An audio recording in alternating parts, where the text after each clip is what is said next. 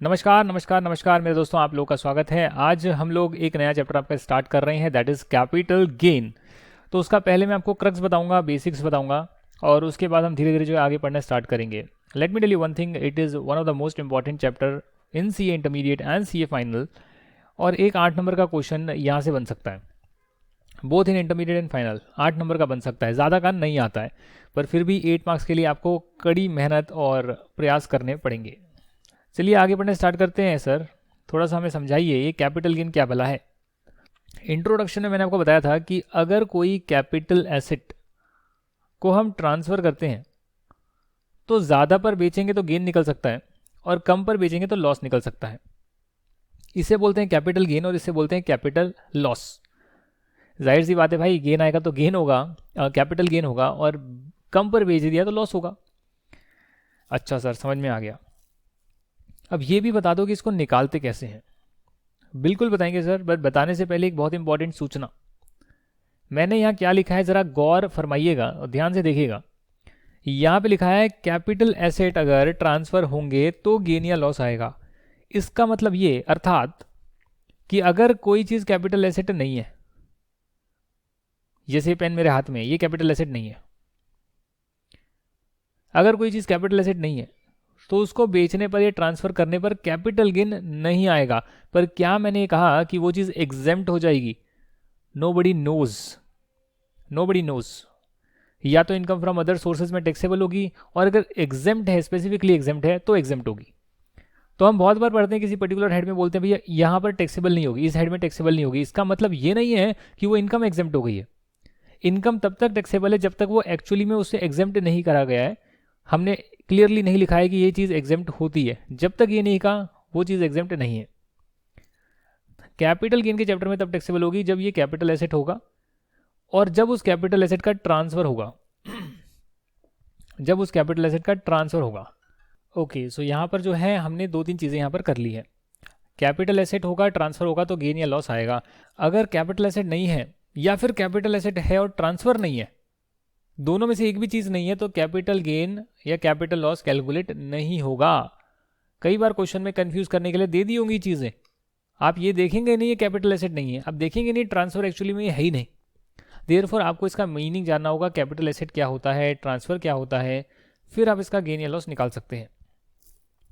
Sir ये बताइए कि गेन या लॉस कैसे कैलकुलेट होता है, इसका प्रोसीजर क्या है। इसका प्रोसीजर बहुत सिंपल सा है।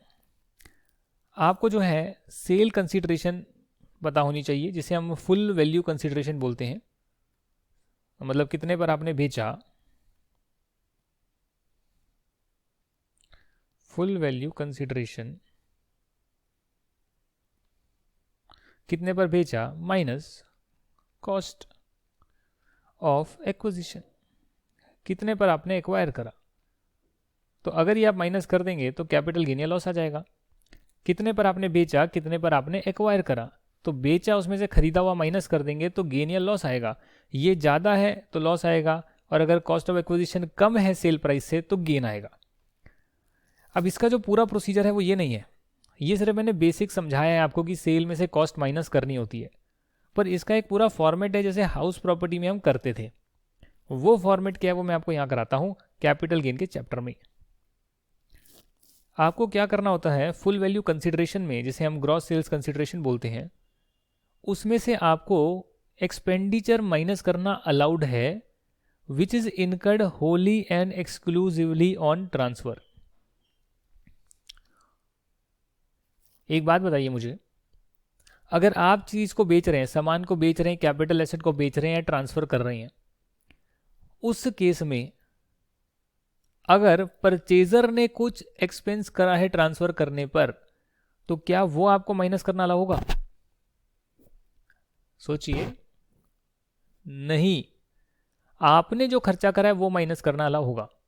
आपने क्या खर्चा करा सर ट्रांसफर करने पर, और जो ट्रांसफर करने के लिए जरूरी था, एक्सक्लूसिवली ट्रांसफर के लिए ही किया गया है, वो माइनस करना अलाउ है। इसका एग्जांपल मैं आपको देता हूं। इसका एग्जाम्पल है, ब्रोकरेज आपने पे करी किसी को, तो ब्रोकरेज जो होती है, ब्रोकर जो होते हैं वो परचेजर से भी लेते हैं, सेलर से भी लेते हैं। आप बेच रहे हैं, आपको सेल कंसिडरेशन मिलेगा, जिसे फुल वैल्यू कंसिडरेशन बोलते हैं। कि भैया इतना पैसा मेरे को मिलने वाला है, आपने कुछ ब्रोकरेज पे करी है तो आप अपनी ब्रोकरेज माइनस करेंगे, परचेजर ने भी पे करी होगी, वो परचेजर की ब्रोकरेज है भाई, वो परचेजर देखेगा मैं अपनी कॉस्ट में जोड़ूं क्या करूं, उसका उसका हमें कोई ट्रीटमेंट नहीं करना है, उस ब्रोकरेज का हमें कोई ट्रीटमेंट नहीं करना है। जो परचेजर ने ब्रोकरेज पे करी होगी वो परचेजर देखेगा मैं अपनी कॉस्ट में डालूं या ना डालूं। आपकी बुक में उस कॉस्ट में क्या आएगा वो गिवन नहीं है। वैसे जो भी खर्चा करा है एसेट को एक्वायर करने के लिए वो सारा आना चाहिए, तो कायदे में वो बात होती है। तो ये जो ब्रोकरेज पे करेगा परचेजर, वो परचेजर देखेगा भाई मेरी खरीदने की क्या कॉस्ट लगी उसमें डाल देता हूँ। हम तो बेच रहे हैं, हम तो ट्रांसफर कर रहे हैं, हमें तो ट्रांसफर के पॉइंट ऑफ व्यू से देखना है भैया कैपिटल गेन आएगा या नहीं आएगा, ये कैपिटल लॉस आएगा। तो उसके लिए हम क्या कर रहे हैं, जो भी हमारा फुल वैल्यू कंसिडरेशन है, कितना पैसा आने वाला है, उसमें से हम खर्चा माइनस कर रहे हैं जो ट्रांसफर पर किया गया है और जो हमने किया है। जैसे ब्रोकरेज हमने पे करी, पेड बाय सेलर, ये माइनस करने के बाद आपके पास नेट सेल कंसिडरेशन आएगा। ग्रॉस में से माइनस करोगे खर्चा तो नेट सेल कंसिडरेशन आएगा। खर्चा सिर्फ ट्रांसफर के ऊपर जो हुआ वो माइनस होगा। उसके बाद आप माइनस करोगे भैया इसका कॉस्ट क्या थी, जो एसेट आप बेच रहे हैं, कैपिटल एसेट ट्रांसफर कर रहे हैं, उसकी कॉस्ट क्या लगी थी, वो माइनस करेंगे। और अगर उस कैपिटल एसेट पर आपने बाद में कुछ इंप्रूवमेंट करवाई है, जैसे फॉर एग्जांपल आपने घर लिया, ये घर आपने लिया 10 लाख रुपीस का, ये घर आपने लिया 2010 में, आपने 2015 में इसका एक और फ्लोर बनाया, तो एक्वायर आपने 2010 में सिर्फ 10 लाख का किया था, पर जब एक और फ्लोर बनाया तो इसमें आपने इंप्रूवमेंट कराई है और उसमें 5 लाख रुपए और लग गए। तो क्या जब मैं ये पूरा घर बेचूंगा, इस पूरे घर की कॉस्ट में 10 लाख रुपीज़ लूंगा या फिर 15 लाख रुपीज़ लूंगा? 15 लाख लूंगा। मैं इसको अगर 30 लाख में बेचता हूं तो 30 लाख में लिखूंगा फुल वैल्यू कंसिडरेशन, माइनस करूंगा अगर कोई खर्चा ब्रोकरेज वगैरह, मान लो 1% मैंने पे करा तो 30,000 की ब्रोकरेज हो गई, ऐसा मान लेता हूं। क्वेश्चन में गिवन होगा ब्रोकरेज क्या है, अपने आप से एज्यूम नहीं करना है।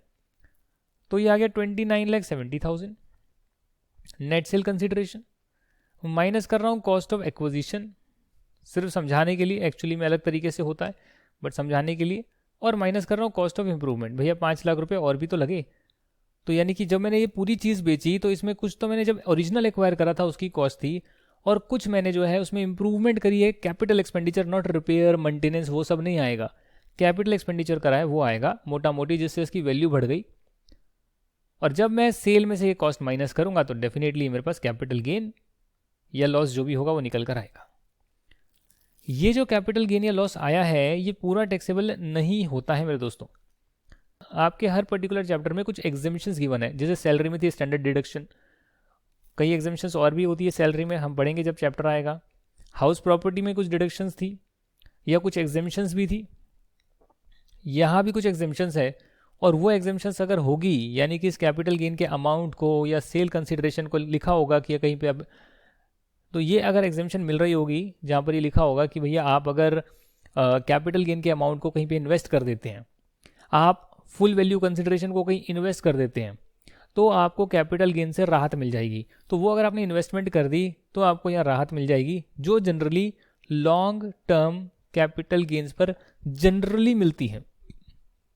यानी कि अगर आप अपने कैपिटल एसेट को अधिकतर अपने पास रखकर सेल आउट करेंगे, ट्रांसफर करेंगे, तो आप एग्जेम्पशंस के हकदार होंगे इन मेजॉरिटी केसेस, एक्सेप्ट इक्का दुक्का। In rest all the cases long term पर ही आपको एग्जेम्पशन मिलती है। और ये आपका आएगा actual capital gain chargeable to tax. क्या ये पूरा कैपिटल गेन का कॉन्सेप्ट आपको समझ में आया नहीं आया? कैपिटल एसेट होना चाहिए, ट्रांसफर होना चाहिए, फिर कैपिटल गेन निकलेगा, निकालने का एक तरीका है। ये तरीका पूरा दिमाग में छपा होना चाहिए कि हाँ कैपिटल एसेट क्या होता है वो हम डिस्कस करेंगे नेक्स्ट क्लास में, ट्रांसफर क्या होता है डिस्कस करेंगे नेक्स्ट क्लास में, उसके आगे वाली क्लासेस में। और ये मेथड होता है, समझ रहे हैं आप? एक एक पॉइंट क्लियर है, एक एक पॉइंट पर रिसर्च करी हुई है, तभी आप जो है इस पेपर को क्लियर कर पाएंगे। ठीक है या नहीं है बताइए आप मुझे। Exemption generally long term capital asset पर मिलती है। आज मैं आपको सिर्फ एक चीज़ और करवाने वाला हूं कि हम कैसे डिसाइड करते हैं कि कोई कैपिटल एसेट लॉन्ग टर्म होगा या शॉर्ट टर्म होगा, क्योंकि इन पर रेट भी अलग अलग है। अगर आपको याद होगा इंट्रोडक्शन में मैंने कहा था टाइप ऑफ इनकम वाली रेट, लॉन्ग टर्म पर 20% और शॉर्ट टर्म पर थी नॉर्मल इनकम के हिसाब से लगती थी। और कुछ स्पेशल एसेट्स में लॉन्ग टर्म पे रेट थी 10%, शॉर्ट टर्म पर थी 15%, ऐसा कुछ था। Listed equity shares, equity oriented fund, mutual fund and units of business trust, वो हमने कहा किया था, इंट्रोडक्शन के चैप्टर में किया था।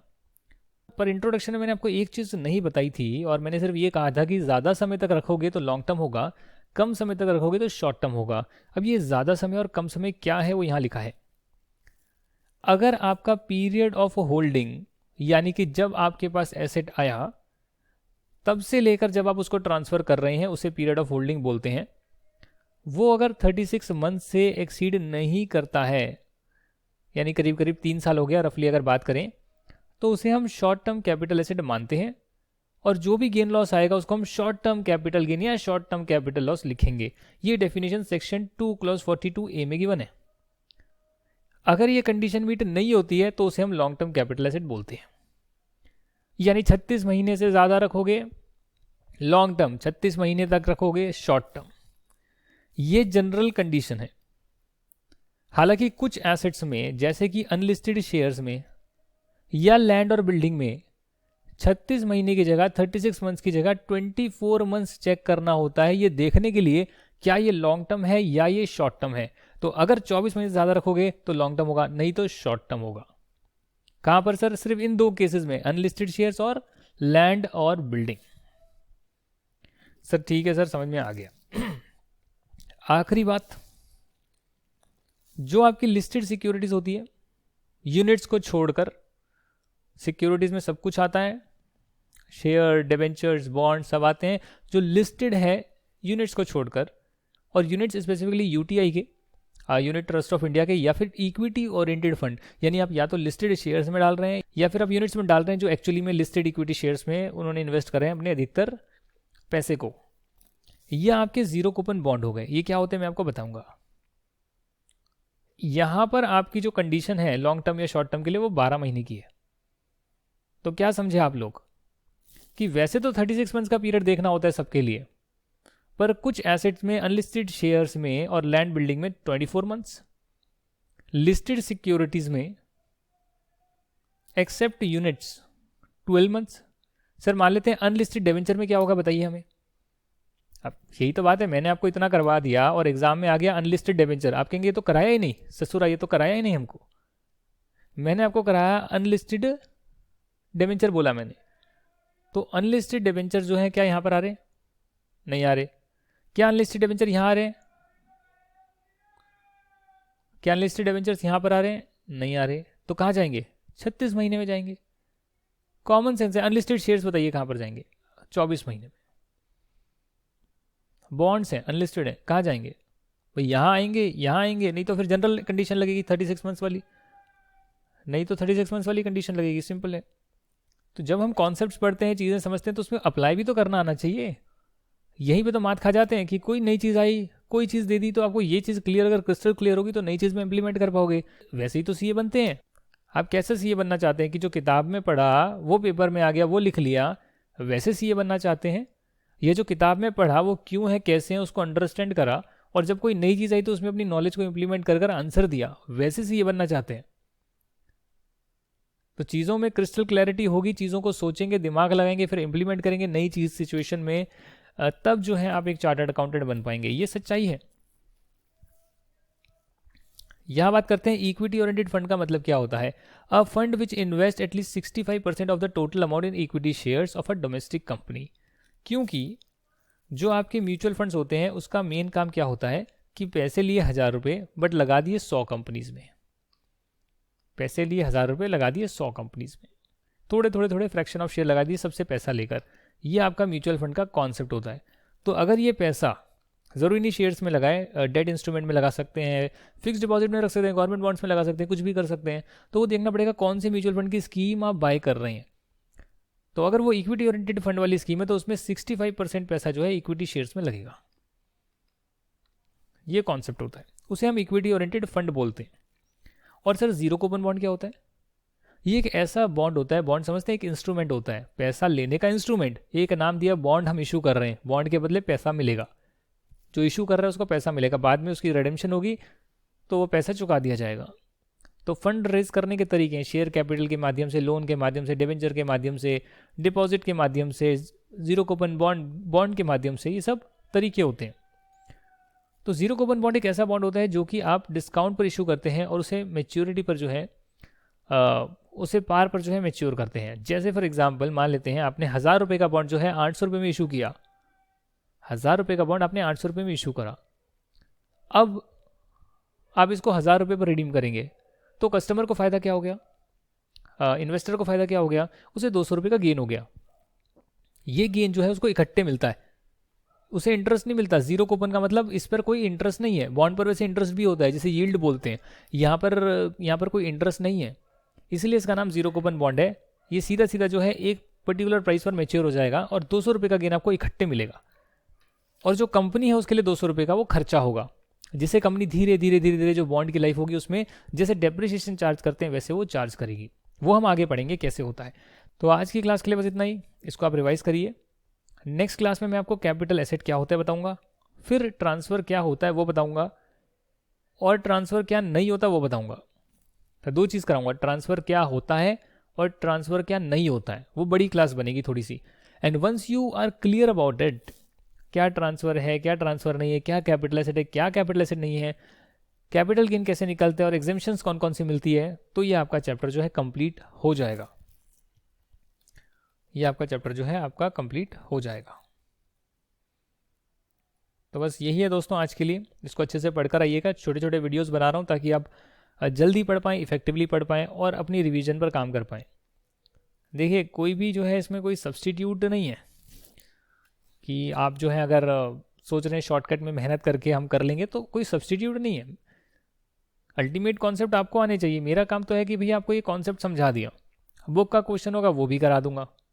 उसके बाद आपका प्रयास क्या है कि भैया मैं और इसको ट्राई करता हूँ याद करने का, रिमेंबर करने का, चीज़ों को समझने का, और फिर नए क्वेश्चंस ट्राई करने का जो हो सकता है किसी और मटेरियल में गिवन हो सकता है कभी बहुत पहले 5 साल पहले कोई क्वेश्चन आया हो, उस पर इम्प्लीमेंट करना, अपना दिमाग लगाना वो आपका काम है। ये प्रोफेशनल एग्जामिनेशन होती है और इसमें आपको जो है ये रट्टाफिकेशन या कॉपी पेस्ट वाली चीज़ें काम नहीं करती है। तो यही एडवाइस आपको देना चाहता हूँ, both for CA and CMA and other students as well. पढ़ाई करें मन लगाकर, एंड कोई भी डाउट हो तो डेफिनेटली आप मुझे व्हाट्सएप कर सकते हैं। मैं हमेशा जो है आपके लिए अवेलेबल रहता हूँ। Thank you very much. जय हिंद एंड बाय बाय।